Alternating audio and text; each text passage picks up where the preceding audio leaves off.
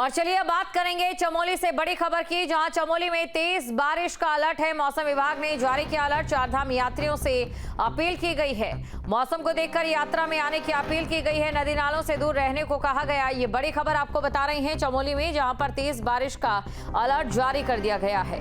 और ये तस्वीरें भी आप देख सकते हैं, मौसम विभाग की ओर से अलर्ट जारी किया गया है। तस्वीरें आपके सामने है, जानकारी आपको दे दें क्योंकि देखिए लगातार वेस्टर्न डिस्टर्बेंस के चलते मौसम में बदलाव देखने को मिल रहा है। पहाड़ों की अगर बात करें तो पहाड़ का जो मौसम है वो कभी धूप तो कभी छांव जैसा ही रहता है। और ऐसे में जहाँ एक तरफ तपती गर्मी होती है तो वहीं पहाड़ों पर लगातार बारिश भी होने लग जाती है। बारिश हालांकि यहाँ पर मुसीबत बन चुकी है। चमोली में इस समय जो गदेरे हैं उफान पर हैं और मलबा भी लोगों का मुसीबत बनता नजर आ रहा है। तस्वीरें आपके सामने, मलबे का सैलाब आप देख सकते हैं किस तरीके से यहाँ पर मलबे का सैलाब है। और जो गाड़ी यहाँ पर खड़ी है वो भी नीचे जाती हुई दिखाई दे रही है। बारिश के कारण लोगों को काफ़ी दिक्कतों का सामना करना पड़ रहा है। ऐसे में नदी के पास न जाने की अपील की गई है लोगों से। कई जिलों में इस समय बारिश हो रही है। बड़ी खबर आपको बता रहे, कई जिलों में बारिश जारी है। तो तस्वीरें आपके सामने हैं, तस्वीरों में आप देख सकते हैं बारिश की वजह से लोगों को खासी दिक्कतों का सामना करना पड़ रहा है।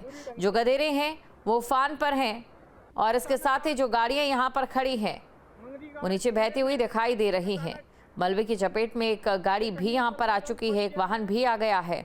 इसके अलावा हर जगह मलबा ही मलबा देखा जा रहा है। जो गदेरे हैं उफान पर हैं। कई जिलों में अभी भी झमाझम बारिश हो रही है और आगे भी बारिश को लेकर अलर्ट जारी कर दिया गया है। जो गदेरे हैं यानी कि पानी के प्राकृतिक स्रोत पहाड़ों पर जो होते हैं उनमें उफान देखने को मिल रहा है और मलबा इस समय मुसीबत बन चुका है। खबर पर अधिक जानकारी के साथ संवाददाता अजीत सिंह राठी हमारे साथ जुड़ चुके हैं। अजीत, मौसम को लेकर इस समय पूरे उत्तराखंड से क्या तस्वीर देखी जा सकती है?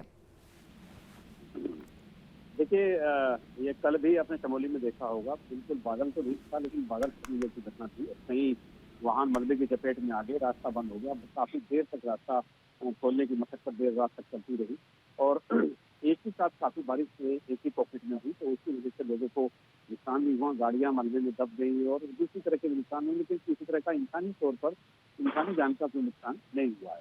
तो मौसम विभाग की फोरकास्टिंग पिछले कई दिनों से चल रही है कि जो पर्वतीय जिले हैं वहाँ पर तेज हवाओं के साथ बूंदाबांदी हो सकती है।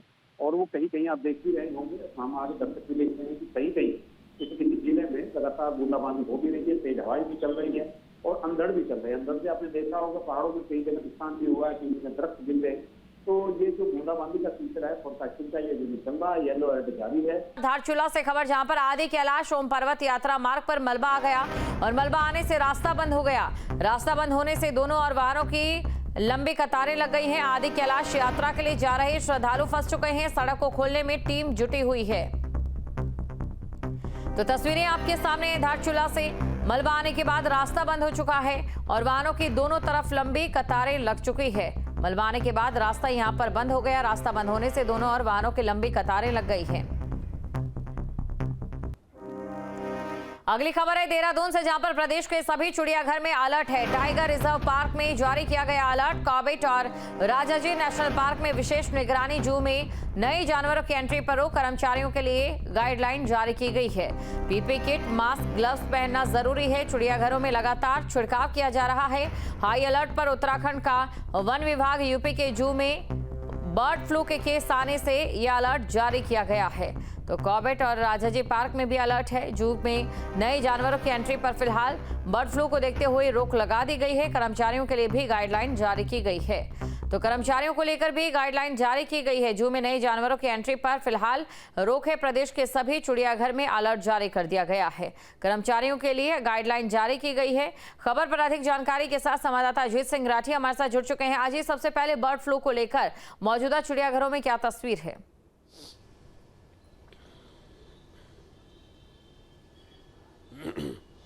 देखिए, आपको याद होगा कि कानपुर के चिड़ियाघर में पटौदी नाम का एक जो बाघ था, तो उसकी डेथ हो गई थी 2-3 दिन पहले और वो गोरखपुर से उपचार के लिए कानपुर रेफ़र किया गया था। और उसके जो लीवर और पेनक्रियाज में एक गंभीर किस्म का संक्रमण मिला था, तो जिसकी वजह से उसकी डेथ होना पाया गया, जो बर्ड फ्लू से प्रभावित था।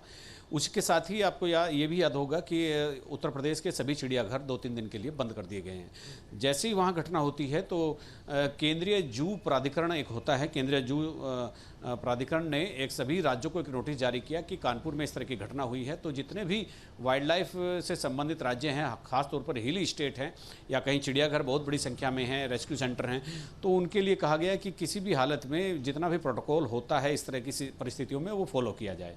देहरादून से अगली खबर, जहां पर भ्रष्टाचार को लेकर धामी सरकार सख्त हो गई है।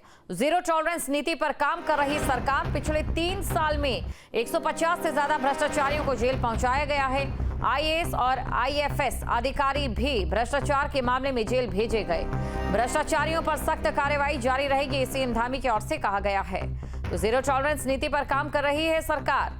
पिछले 3 साल में 150 से ज्यादा भ्रष्टाचारियों को जेल पहुंचाया गया है। पिछले 3 साल में 150 से ज्यादा भ्रष्टाचारियों को जेल पहुंचाया गया। आईएएस और आईएफएस अधिकारी भी भ्रष्टाचार के मामले में जेल भेजे गए हैं। तो भ्रष्टाचारियों पर सख्त कार्रवाई जारी रहेगी।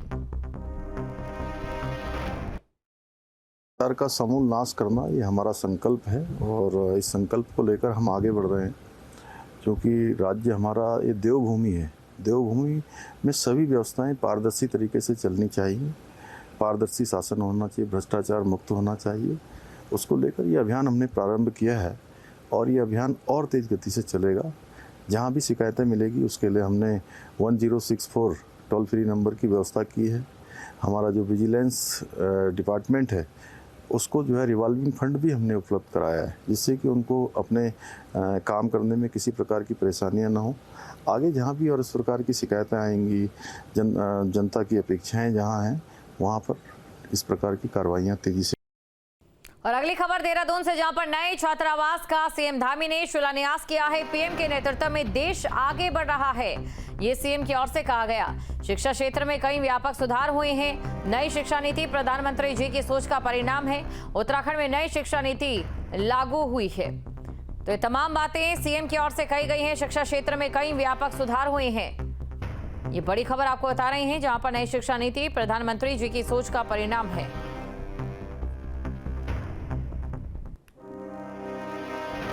बहनों, आदरणीय प्रधानमंत्री श्री नरेंद्र मोदी जी के नेतृत्व में आज हमारा देश शिक्षा के साथ साथ अन्य क्षेत्रों में भी तेजी से आगे बढ़ रहा है। जिसमें शिक्षा के क्षेत्र की अगर हम बात करें तो उसमें व्यापक सुधार किए जा रहे हैं। नई शिक्षा नीति भी हमारे आदरणीय प्रधानमंत्री जी की महान सोच का परिणाम है।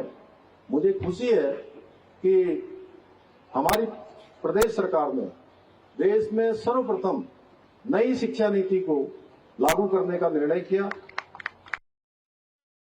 आज हमारे प्रदेश में जहां एक और 141 पीएम श्री विद्यालय, नेताजी सुभाष चंद्र बोस आवासीय विद्यालयों का निर्माण किया जा रहा है, वहीं प्रदेश के 13 जनपदों के 500 विद्यालयों में वर्चुअल क्लासरूम की व्यवस्था भी की गई है।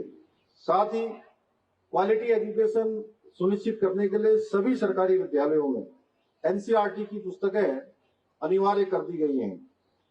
हम उत्तराखंड के सरकारी और अशासकीय स्कूलों के 6वीं से लेकर 12वीं कक्षा तक के मेधावी छात्र छात्राओं को मुख्यमंत्री मेधावी छात्र प्रोत्साहन योजना के माध्यम से प्रत्येक माह छात्रवृत्ति प्रदान कर रहे हैं।